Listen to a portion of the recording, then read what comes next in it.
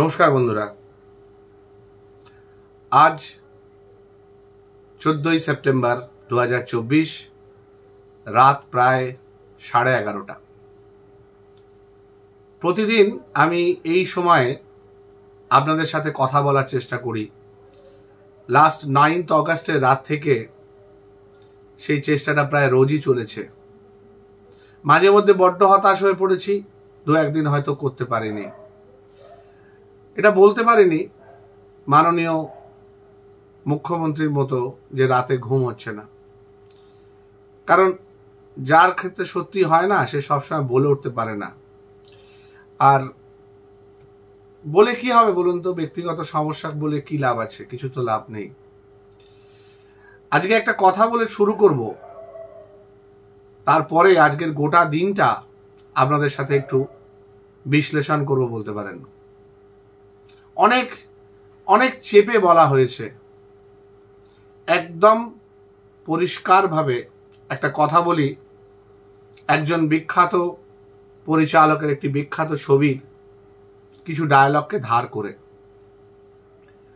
অনাচার করো যদি রাজা তবে ছাড়ো গদি, যারা তার ধ্বজাধারী তাদেরও বিপদ ভারী, দড়ি ধরে মারো টান রাজা হবে খান খান, যায় যদি যাক প্রাণ হীরকের রাজা শয়তান। কেন বললাম, কার জন্য বললাম, আমার মনে হয় বুঝতে কারো অসুবিধে নেই। সকাল থেকে একটা ঘটনা মনে একটা আশা জাগিয়েছিল।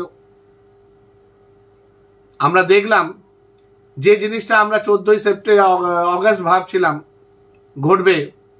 আমি আমার বন্ধুদের সাথে আলোচনা করেছিলাম যে একজন মানুষ যিনি একদম সংগ্রামের মাটি থেকে উঠে আসা বিরোধী দলনেত্রী থেকে রাজ্যের সর্বোচ্চ আসনে বসা বলা যায়। রাজ্যপালকে আমরা তো সেভাবে সর্বোচ্চ আসনে ভাবি না, সেই হিসেবে সর্বোচ্চ আসনে বসা একজন মানুষ, তদুপরি মহিলা, তদুপরি একজন মমতাময়ী মানুষ বলে আমাদের মনে হয়েছিল।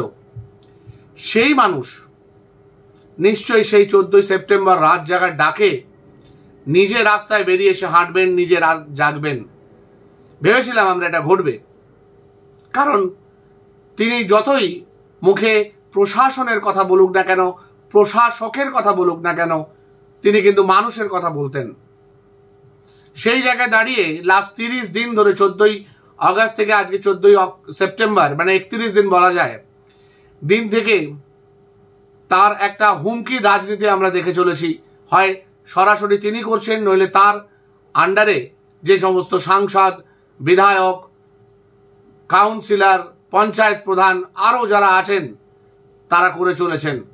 কেউ কেউ একদম সংবাদ মাধ্যমের সামনে যাকে বলে খুল্লা করছেন, আর কেউ কেউ আড়ালে চুপিসারে মানুষের মধ্যে বিষ তৈরি করছেন। আর সোশ্যাল মিডিয়ার যুগে সেরকম বিষ দেওয়ার লোক বা বলা যায় বিষ পাত্র প্রচুর আমরা দেখতে পেয়েছি। তো সেই বিষ আমরা পান করে গেছি, আমাদের বিষ পান করার অভ্যেস আছে। আমরা সেই বিষ পান করে আমাদের ভাইদের সাপোর্ট করেছি। আর আজকে বলতেই হয়, রে ভাই, তোদের কপালে একটা চুমু খেতে বড় ইচ্ছে করছে রে। বিশ্বাস কর, তোদের হ্যাটস অফও বলবো না। তোরা যেটা করেছিস, তোরা যেটা পেরেছিস, সেটাতে যে চলে গেছে সে নিশ্চয়ই শান্তি পাবে, ডেফিনেটলি শান্তি পাবে। এবং সে নিশ্চয়ই এই স্বাস্থ্য ভবনের আনাচে কানাচে ঘুরে বেড়াচ্ছে, সে দেখছে, সমস্ত কিছু দেখছে। শুধু আফসোস লাগে আমাদের, যারা আমরা আজ থেকে অনেক দিন আগে মেডিকেল কলেজ ছেড়ে চলে গেছি এবং মেডিকেল কলেজের সঙ্গে আর যোগাযোগ রাখিনি। আমার মনে পড়ে আমি একবার ইন্টারভিউ দিয়েছিলাম এমইএসে জয়েন করার, তাতে আমার একটা দূরের একটা জায়গায় সিট পড়েছিল, মানে আমার চাকরি হতো আরএমও কাম ক্লিনিক্যাল টিউটারের, কিন্তু আমি সেদিনকে চাকরি নিইনি, কারণ আমার সন্তান ছোট ছিল, আমি যেতে পারতাম না। বাঁকুড়া সম্মেলনী মেডিকেল কলেজে আমার পড়েছিল চাকরির অফার। যাই হোক, সেই জন্য আমরা হয়তো মেডিকেল কলেজের অভ্যন্তরের অবস্থা সম্বন্ধে খুব একটা সচেতন ছিলাম না, সরাসরি জানতে পারতাম না ভেতরে কি হয়ে চলেছে দিনের পর দিন। আর এই এত বড় একটা ঘটনা যখন আমাদের চোখে আঙুল দিয়ে দেখিয়ে দিল, তারপর দেখিয়ে দিল যে যাদেরকে আমরা মমতাময়ী শাসক বা শাসন ব্যবস্থা ভেবে আসছি শেষ 13 বছর ধরে, যাদেরকে একটা বড় শাসনের অবসান করে নিয়ে এসেছিলাম আমরা, আমাদের মতো মানুষ যারা ভোট দিয়েছিলেন এবং লাস্ট ইলেকশন অবধি ভোট দিয়েছেন, সেই জায়গায় দাঁড়িয়ে আমরা যে একটা ন্যাক্কারজনক পরিস্থিতি দেখলাম। আমাদের কোনো আপত্তি ছিল না যদি একটা তদন্ত সঠিক পদ্ধতিতে হতো। উনি যেভাবে বলেছেন বা ওনার আন্ডারে যারা দলদাস আছেন তারা যেভাবে বলছেন যে একটা খুন, একটা ধর্ষণের ঘটনা তো রোজ ঘটে, প্রতি মুহূর্তে প্রতি মিনিটে ঘটে।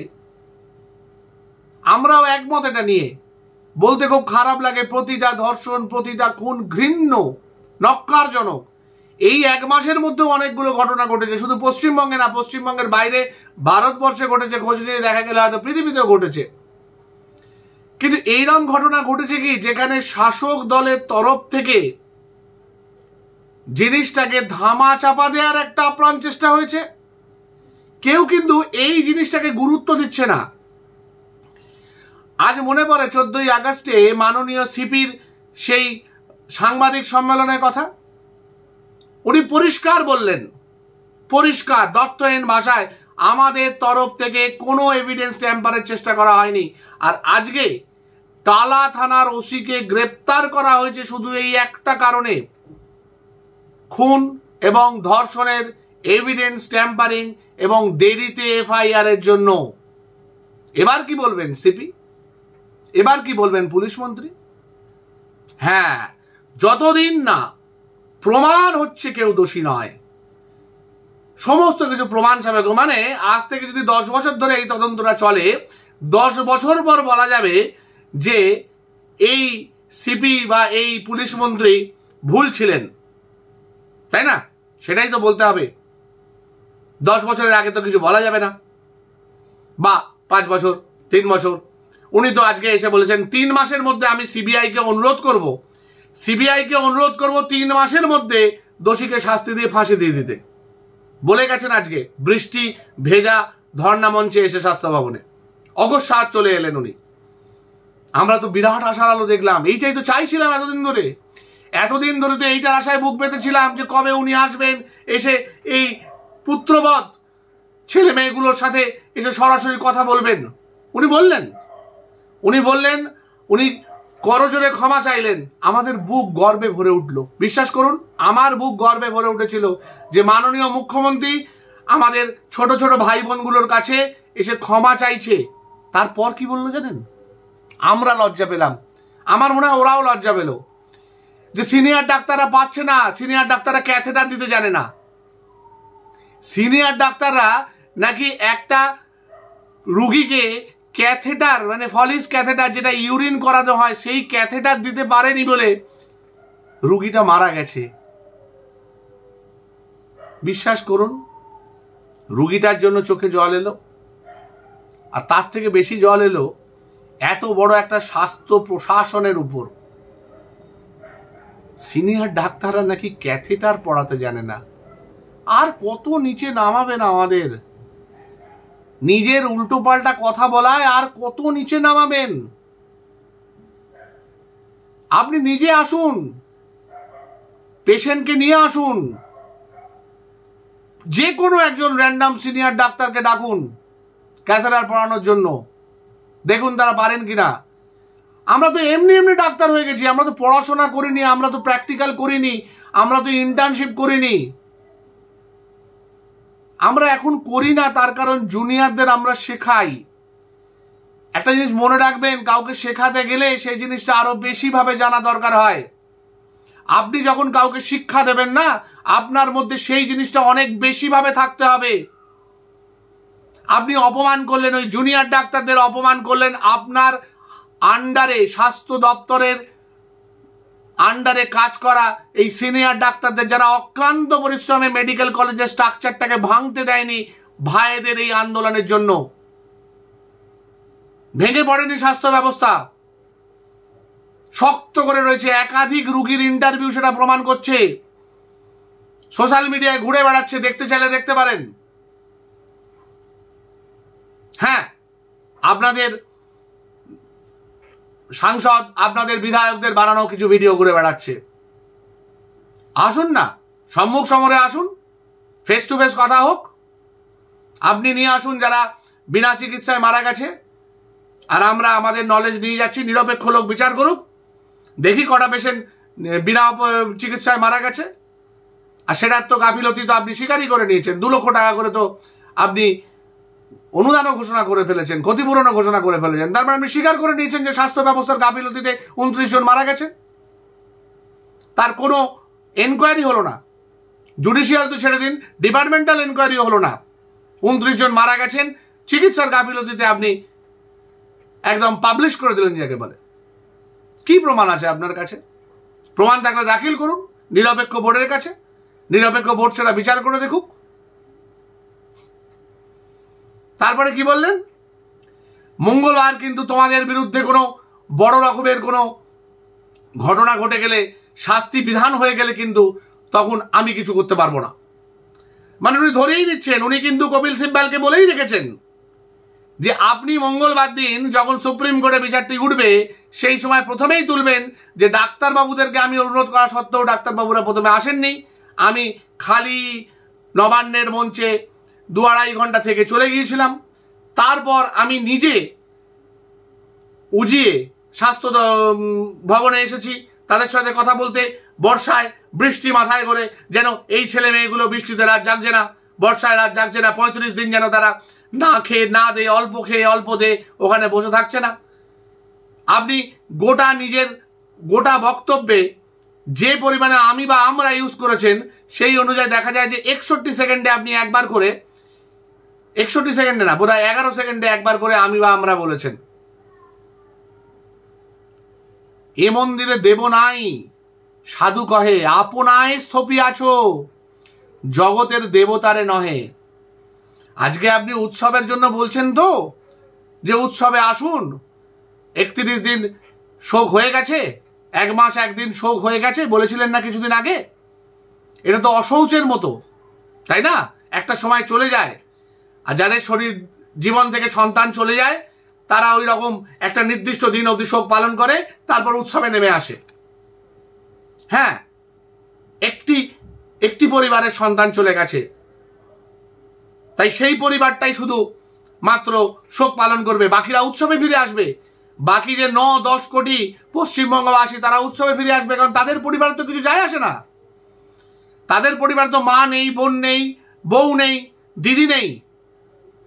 তারা তো প্রচন্ড সিকিওর, তারা তো একদম নিশ্চিন্তে প্রতি রাত্রে বেরিয়ে পড়ছে, তাদের কোনো অসুবিধা হচ্ছে না।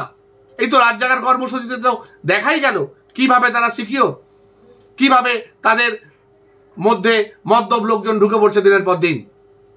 এই যদি একটা এত বড় গণমিছিলের মধ্যে হয়, তাহলে একটা ইন্ডিভিজুয়াল যখন রাত্রিবেলা ঘুরে বেড়াচ্ছেন, তিনি যদি একজন মহিলা হন, তার উপর কি অত্যাচার হবে, তার উপর কি ঘটবে, এবং তার উত্তর কে দেবে? আজকে একজন স্বাস্থ্য দপ্তরের অধ্যক্ষ মাননীয় সঞ্জীব ঘোষ, যিনি দীর্ঘদিন ধরে প্রিন্সিপাল হয়ে আছেন একটা কলেজে 2 বছরের বেশি, সেই মানুষটা খুন এবং ধর্ষণের অভিযোগে গ্রেপ্তার হয়েছে ম্যাডাম। একজন টালা থানার ওসি, যথেষ্ট সিনিয়র ওসি মাননীয় অভিজিৎ মণ্ডল, প্রমাণ লোপাটের জন্য খুন এবং ধর্ষণের অভিযোগে এবং এফআইআর ডিলে করার অভিযোগে গ্রেপ্তার হয়েছেন। ভাবুন এবার, কিন্তু পুলিশ মন্ত্রী, স্বাস্থ্যমন্ত্রী কিন্তু আর কেউ নন। কে নৈতিকভাবে এটার জন্য দায়ী? আমরা প্রথমে খুব হতাশ হয়েছিলাম যে বাচ্চাগুলো এক কথায় চলে গেল। উনি বললেন ওনার বাড়িতে আসতে, এক কথায় চলে গেল। লাইভ স্ট্রিমিং হওয়া যাবে না, বাড়িতে ইনফ্রাস্ট্রাকচার নেই, লাইভ স্ট্রিমিং রাজি হলো না। ভিডিওগ্রাফার নিয়ে যাওয়া হয়েছিল, ভিডিওগ্রাফি করা, তাতেও রাজি হলো না। তারপর বলা হলো ভিডিওগ্রাফি হওয়ার পর সুপ্রিম কোর্টের জুরিসডিকশনে যতদিন মামলা থাকবে ততদিন ভিডিওগ্রাফিটা বাইরে দেখানো হবে না। তারপরও ওরা রাজি হলো শুধু মিনিটসটা মিউচুয়াল সিগনেচার করে আসতে। মিটিংয়ের পর 3.5 ঘন্টা তাদের দাঁড় করিয়ে ফিরিয়ে দেয়া হলো এবং তারপর মিটিং শুরু হলো। কেন? কারণ ততক্ষণে খবর চলে এসেছে যে খুন এবং ধর্ষণের অপরাধে একটা থানার সর্বোচ্চ অফিসার এবং একটা মেডিকেল কলেজের সর্বোচ্চ অধ্যক্ষ গ্রেপ্তার হয়েছেন। এবং কার খুন এবং ধর্ষণের? সেই হাসপাতালে কাজ করা একজন junior doctor, post graduate trainee, এবং সে মহিলা। কত বড় মারাত্মক অপরাধ! এর সাথে আপনি কখনো তুলনা করতে পারেন যে কোনো অপরাধের?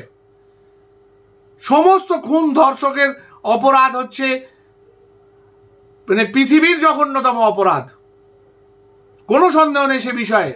কিন্তু কোথায় এরকম দেখেছেন যে অধ্যক্ষ খুন এবং ধর্ষণের যে চার্জে গ্রেপ্তার হচ্ছেন সেই মানুষটার হয়ে 12 তারিখ না 11 তারিখ মাননীয় স্বাস্থ্যমন্ত্রী তথা মুখ্যমন্ত্রী সাংবাদিক সম্মেলন করে বলছেন, হ্যাঁ ও তো পদত্যাগ করলো, হ্যাঁ খুব অভিমানে পদত্যাগ করলো, আমি ওকে ওই জন্য ন্যাশনালে বদলি করে দিলাম। ইনফ্রন্ট সেসব তো আর্কাইভে রয়েছে। বিনীত গোয়েল সেখানে 14 তারিখ বললেন যে কোনো কিছু প্রমাণ তথ্য লোপাট করার হয়নি। সেখানে একটা থানার ওসি তথ্য লোপাটের অভিযোগে গ্রেপ্তার হচ্ছেন, আর মাননীয় পুলিশ মন্ত্রী বলছেন যে বিনীত গোয়েল আমার কাছে পদত্যাগ করতে এসেছিল, আমি পদত্যাগপত্র নিইনি। কেন? পুজোটাকে খুব ভালো করে ম্যানেজ করতে হবে, দুর্গা পুজোটাতে যেন কোনো রকম বিশৃঙ্খলতা না হয়।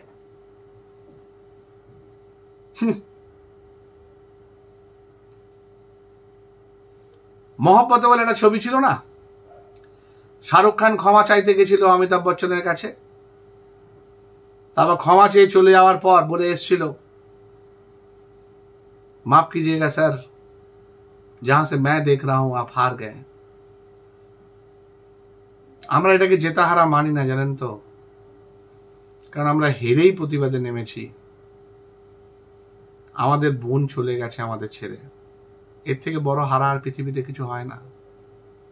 আমরা কিন্তু আজকে কোনো জয়ের উল্লাস মানাচ্ছি না, আমাদের চোখের জলে প্রদীপ জ্বালানোর চেষ্টা করছি। জল নাকি আগুন নেভায়, আজ বুঝতে পারছি জল আগুন জ্বালায়, আগুন জ্বালাতেও পারে।